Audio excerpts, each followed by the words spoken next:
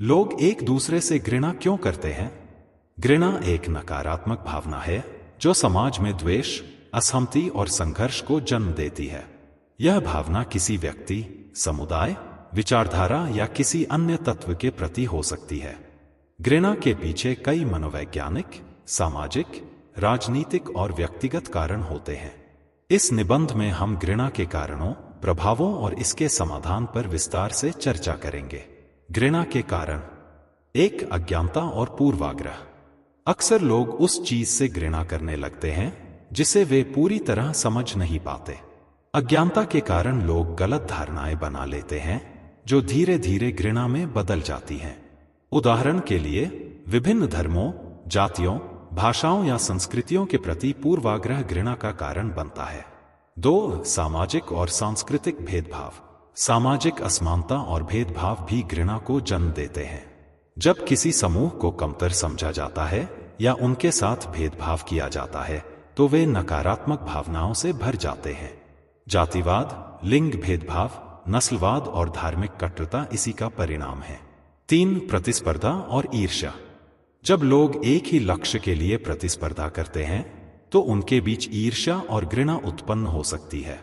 यह प्रतिस्पर्धा व्यक्तिगत, व्यावसायिक, राजनीतिक या किसी भी क्षेत्र में हो सकती है। उदाहरण के लिए, राजनीति में विभिन्न दल एक दूसरे से घृणा करने लगते हैं क्योंकि उनका लक्ष्य सत्ता प्राप्त करना होता है।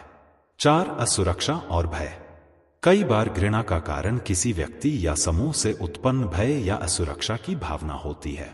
जब लोग यह महसूस करते हैं कि उनका अस्तित्व, उनकी पहचान या उनके संसाधनों को खतरा हो सकता है तो वे उस समूह या व्यक्ति से घृणा करने लगते हैं। उदाहरण के लिए, प्रवासियों के प्रति कई देशों में घृणा इसलिए पाई जाती है क्योंकि लोग सोचते हैं कि वे उनके रोजगार छीन लेंगे। 5, मानसिक और भावनात्मक अस्थिरता। कुछ लोगों में मानसिक अस्थिरता और नकारात्मक सोच इतनी गहरी होती है कि वे बिना किसी ठोस कारण के ही दूसरों से घृणा करने लगते हैं। यह किसी व्यक्ति के बचपन के अनुभवों, पारिवारिक परिवेश या समाज में उनके प्रति हुए व्यवहार पर भी निर्भर करता है।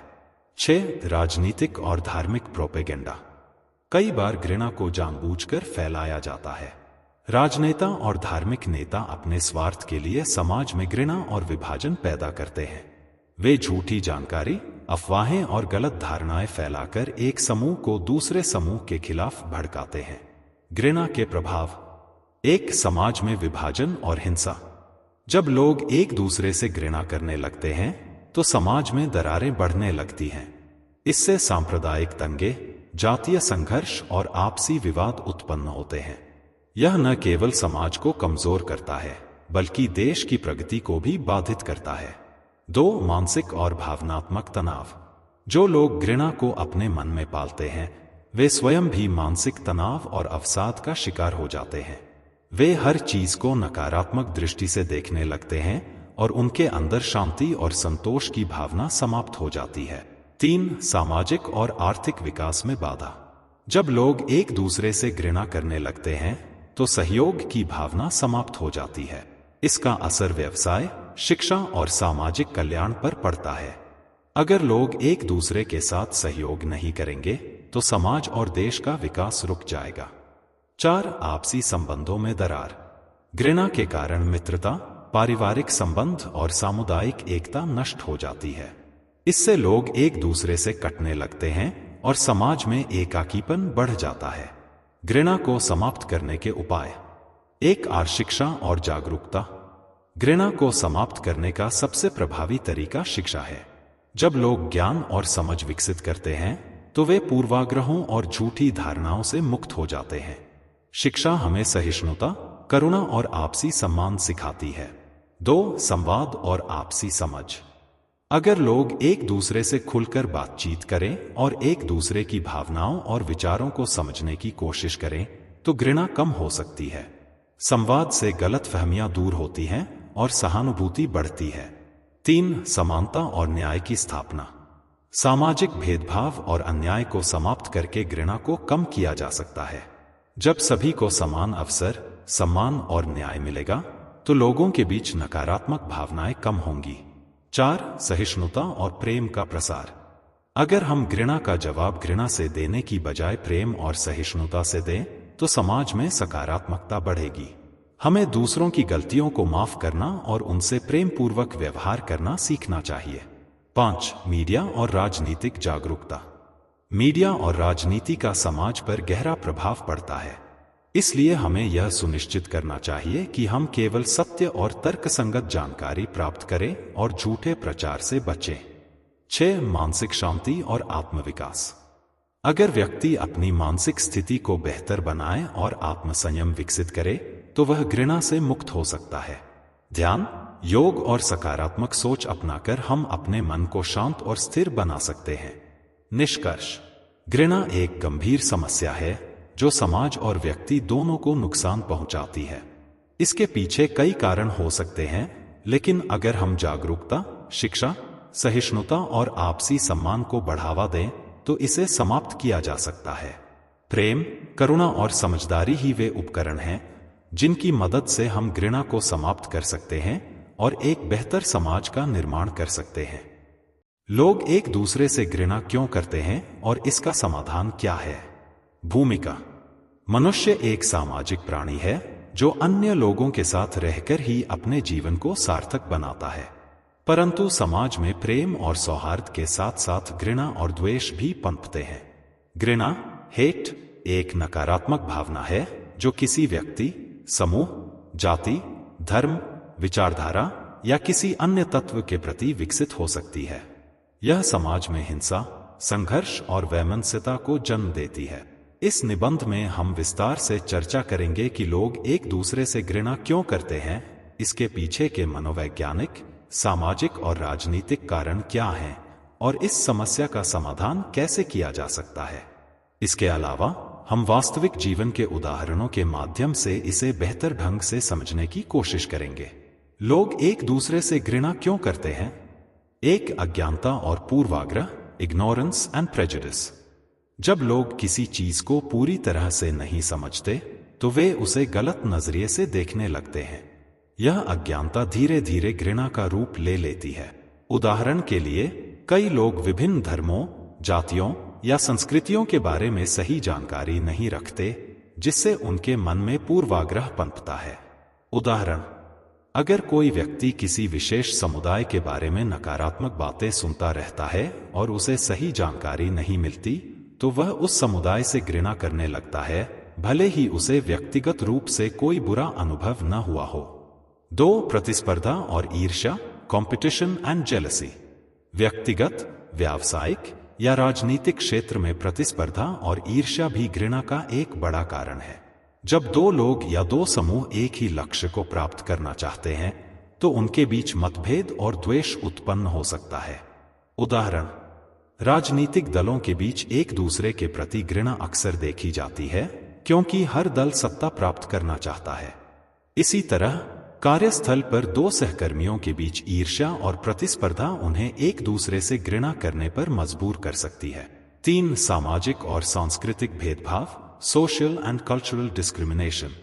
सामाजिक असमानता और भेदभाव भी घृणा को जन्म देते हैं। जब किसी विशेष जाति, धर्म या समुदाय को समाज में कमतर समझा जाता है तो वे या तो खुद को असुरक्षित महसूस करने लगते हैं या फिर उनके खिलाफ घृणा पनपने लगती है। उदाहरण, भारत में जातिवाद के कारण ऊंची और नीची जाति के लोगों के बीच कई बार घृणा की भावना देखने को मिलती है। दलित समुदाय के लोगों के साथ भेदभाव के कारण समाज में संघर्ष उत्पन्न हुआ है। 4. भय और असुरक्षा, फियर एंड इनसिक्योरिटी। जब किसी व्यक्ति या समूह को यह महसूस होता है कि उसकी पहचान, संसाधनों या अधिकारों को खतरा है तो वह घृणा करने लगता है।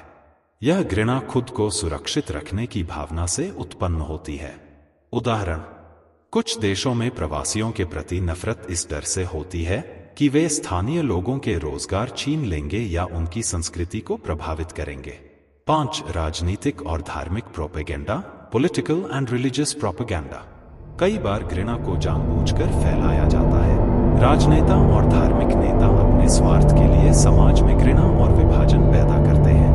वे झूठी जानकारी, अफवाहें और गलत धारणाएं फैलाकर एक समूह को दूसरे समूह के खिलाफ भड़काते हैं। उदाहरण, अक्सर चुनावों के समय राजनीतिक दल मतदाताओं को लुभाने के लिए दूसरे समुदायों के खिलाफ नफरत फैलाने वाले भाषण देते हैं, जिससे समाज में दरारें पैदा होती। 6 मानसिक और भावनात्मक अस्थिरता, मेंटल एंड इमोशनल इंस्टेबिलिटी। कुछ लोग अपने जीवन के अनुभवों या मानसिक अस्थिरता के कारण घृणा से भर जाते हैं। अगर किसी व्यक्ति को बचपन में अपमान, हिंसा या अन्य नकारात्मक अनुभव हुए हों, तो वह दूसरों के प्रति घृणा की भावना रख सकता है। उदाहरण, अगर किसी व्यक्ति को किसी विशेष जाति या धर्म के व्यक्ति से बुरा अनुभव हुआ हो, तो वह पूरे समुदाय से घृणा करने लगेगा, भले ही उसके सभी सदस्य वैसे न हों। घृणा के प्रभाव। 1. समाज में विभाजन और हिंसा। घृणा समाज में टकराव को बढ़ाती है, जिससे दंगे, आतंकवाद और अन्य प्रकार की हिंसा जन्म लेती है। 2. मानसिक तनाव और अवसाद। जो लोग घृणा को अपने मन में रखते हैं, वे खुद भी मानसिक तनाव, चिंता और अवसाद का शिकार हो जाते हैं। 3. आर्थिक और सामाजिक विकास में बाधा। जब लोग एक दूसरे से घृणा करने लगते हैं, तो वे सहयोग करने से बचते हैं, जिससे समाज और देश की प्रगति रुक जाती है। घृणा को समाप्त करने के उपाय। 1. शिक्षा और जागरूकता। शिक्षा से अज्ञानता और पूर्वाग्रह समाप्त हो सकते हैं। अगर लोग एक दूसरे के बारे में सही जानकारी प्राप्त करें, तो वे गलत धारणाओं से बच सकते हैं। उदाहरण, अगर स्कूलों में विभिन्न जातियों, धर्मों और संस्कृतियों के बारे में सही शिक्षा दी जाए, तो बचपन से ही सहिष्णुता की भावना विकसित हो सकती है। 2. संवाद और आपसी समझ। अगर लोग खुले मन से बातचीत करें और एक दूसरे की भावनाओं को समझने की कोशिश करें, तो घृणा कम हो सकती है। उदाहरण, भारत और पाकिस्तान के आम नागरिक जब एक दूसरे से मिलते हैं, तो वे दोस्ती और भाईचारे की भावना से मिलते हैं, लेकिन राजनीतिक प्रचार उन्हें एक दूसरे के खिलाफ भड़काता है। 3. समानता और न्याय की स्थापना। अगर समाज में सभी को समान अवसर, अधिकार और न्याय मिलेगा, तो भेदभाव और घृणा समाप्त हो सकती है। 4. सहिष्णुता और प्रेम का प्रसार। अगर हम घृणा का जवाब घृणा से देने की बजाय प्रेम और सहिष्णुता से दें, तो समाज में सकारात्मकता बढ़ेगी। उदाहरण, महात्मा गांधी और नेल्सन मंडेला ने प्रेम और अहिंसा के माध्यम से सामाजिक घृणा को समाप्त करने का प्रयास किया। 5. मीडिया और राजनीतिक जागरूकता। हमें यह समझना चाहिए कि मीडिया और राजनीति कई बार घृणा फैलाने का काम करते हैं, इसलिए हमें सतर्क रहना चाहिए और तर्कसंगत सोच अपनानी चाहिए। निष्कर्ष, घृणा एक गंभीर समस्या है जो समाज और व्यक्ति दोनों को नुकसान पहुंचाती है। इसके पीछे कई कारण होते हैं, लेकिन अगर हम शिक्षा